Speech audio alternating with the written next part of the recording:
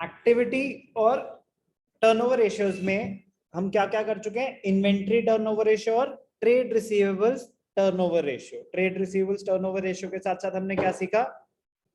Date collection period. 90% मेहनत वही थी, बाकी दोनों बहुत ही छोटे से काफी सिमिलर है जो हम ऑलरेडी कर चुके हैं उनसे। ध्यान से सुनना।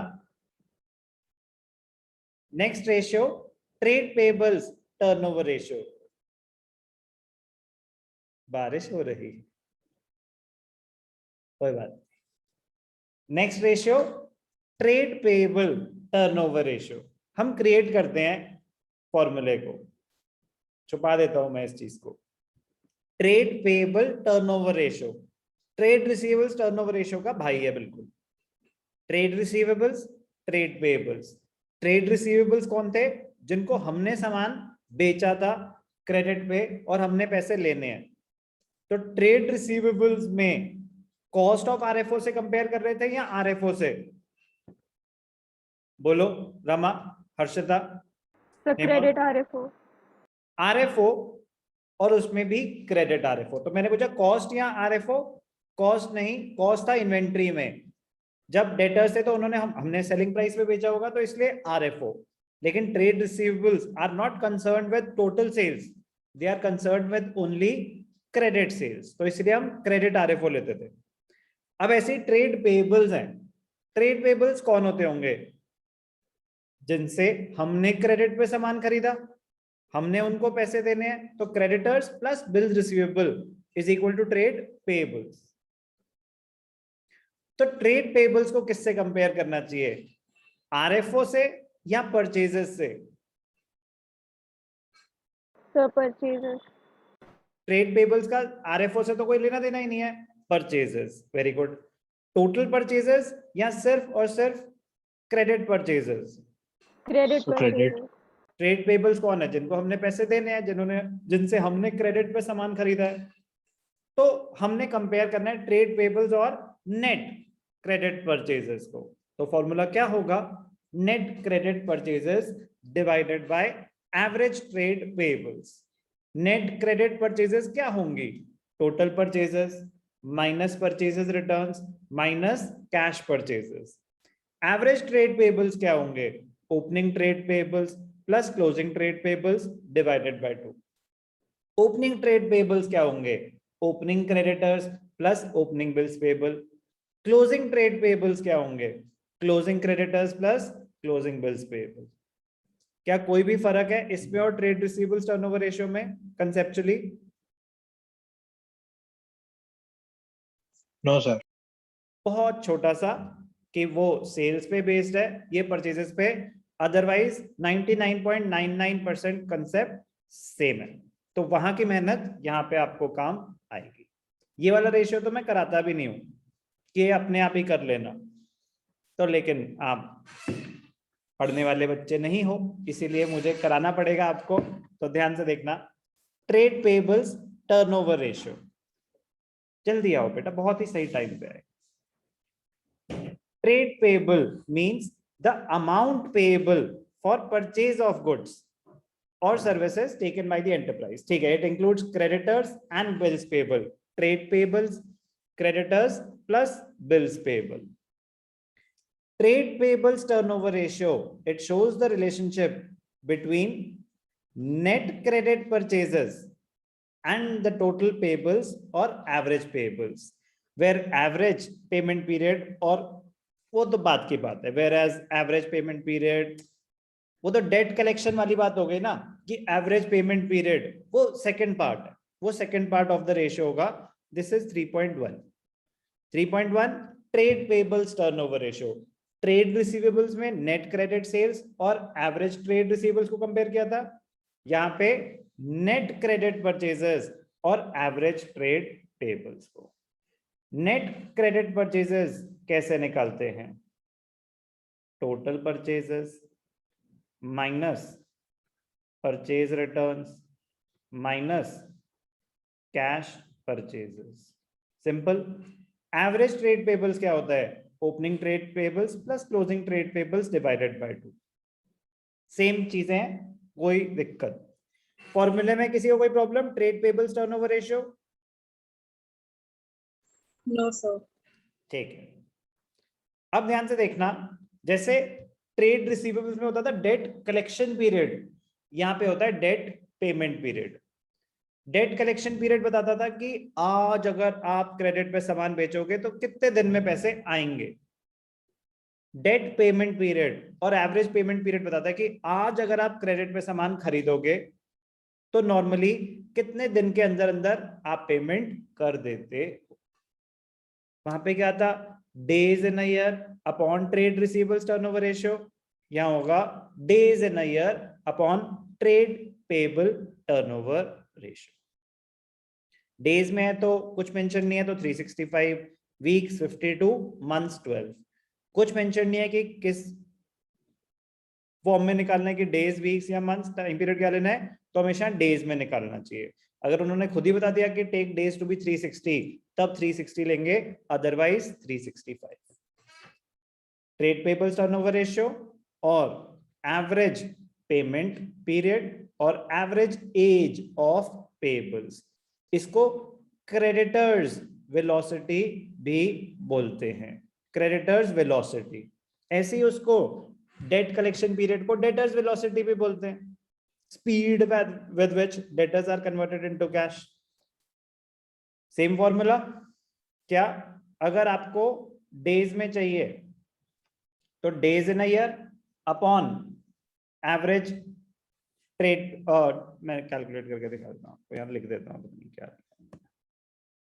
ध्यान से देखना क्या निकाल रहे हैं। Debt payment period, debt payment period और average payment period, days upon trade payable turnover ratio और weeks upon trade payable turnover ratio, और अगर मंथ्स में निकाल रहे हो तो months upon trade payable turnover ratio. Days कितने लेंगे? 365, वीक्स कितने लेंगे? 52, और मंथ्स कितने लेंगे?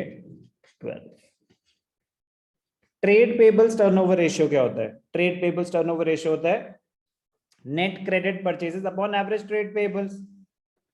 तो trade payable turnover ratio denominator में ना, ये यही लिखा है उन्होंने, net credit purchases upon average trade payables. तो ये this is equal to 1 upon trade payables turnover ratio. Yes और नो? सेम चीज है। तो मंथ्स है तो मंथ्स, डेज है तो डेज, वीक्स है तो वीक्स। ये जो नीचे लिखा है उसका बेटर एक्सप्रेशन रहता है कि पहले आप ट्रेड पेबल्स टर्नओवर रेशियो निकाल दो, फिर उससे आप डेट पेमेंट पीरियड और एवरेज पेमेंट पीरियड निकाल दो, बेटर रहता है। दो चीजें सीखी, ट्रेड पेबल्स टर्नओवर रेशियो और एवरेज पेमेंट पीरियड और average age of payables. Trade payables turnover ratio, it shows the relationship between net credit purchases and total payables, तो उनकी relationship. Whereas average payment period or creditors velocity, it shows the credit period availed by the enterprise from the creditors.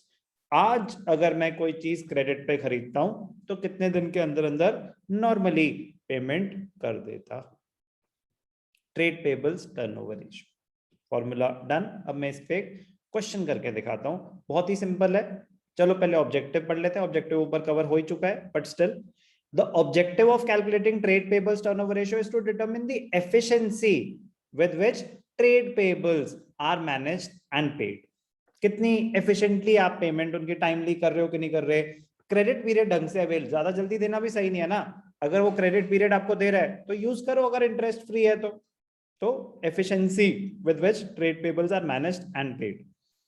A high turnover ratio or a shorter payment period shows less credit period being available. अगर आपका trade payables turnover ratio high है, इसका मतलब आप बहुत fast payment कर देते हो। बहुत फास्ट पेमेंट करने का नुकसान क्या है? मतलब आपको कम क्रेडिट पीरियड मिल रहा है। ये भी तो हो सकता है कि आपको वो ऑप्शन ही नहीं दे रहा, आप हर 10 दिन में पेमेंट, आज खरीदा 10 दिन के अंदर अंदर पेमेंट, बड़ी अच्छी बात है।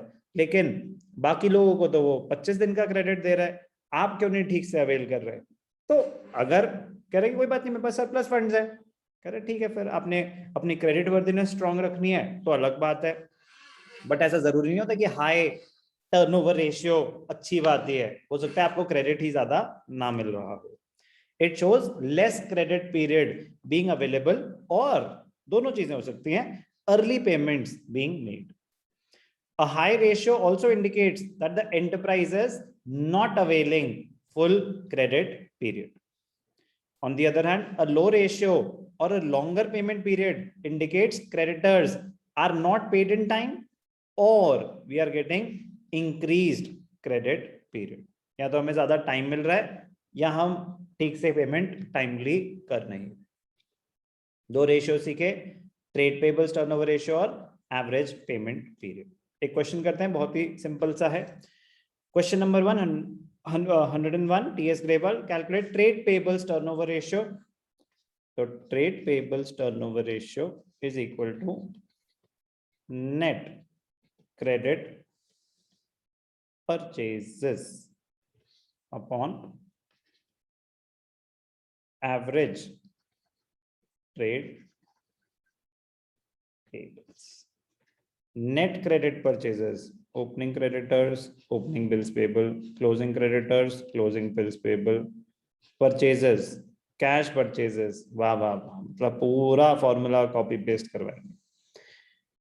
हमें गिवन है total purchases minus cash purchases minus purchases return, क्या आ जाएगी?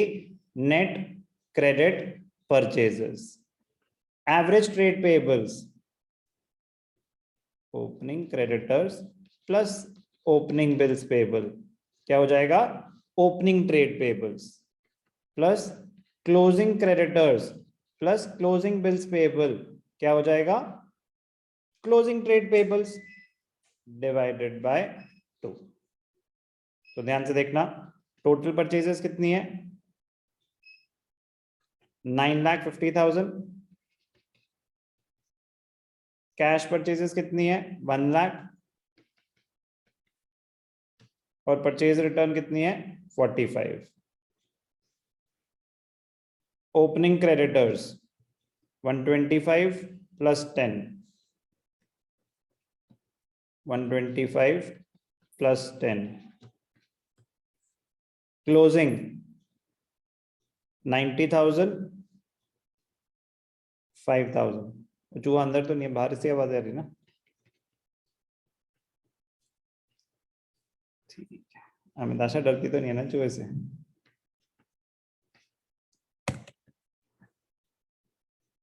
ध्यान से देखना, कैलकुलेशन ही बची है, वो तो तुम्हारी वैसे ही स्ट्रॉन्ग है। 950 माइनस 145 तो कितना हो गया? 8,05,000। 145 9, ठीक है, divided by 135 plus 95 divided by 2, 8,05,000। इसी का कैलकुलेटर चल रहा है। 135 140 230 230 मतलब 115। एवरेज कितनी है? वेरीफाई करेंगे। 135 140 140 plus 90 230 230 divided by 215। 8,05,000 divided by 115, 7 7 5 35 7 10 आ रहा है पूरा 7 7 7 15 7 5 35 105। ठीक है, 7 टाइम्स आ रहा है, मुबारक हो, आंसर इज 7 टाइम्स। बहुत ही इजी क्वेश्चन था, ठीक है ना? बस वैल्यूज उन्होंने जानबूझ के बहुत सारी दे रखी थी, अच्छी बात है, हमारा फॉर्मूला अप्लाई हो गया। क्वेश्चन नंबर 101, किसी को कोई भी डाउट?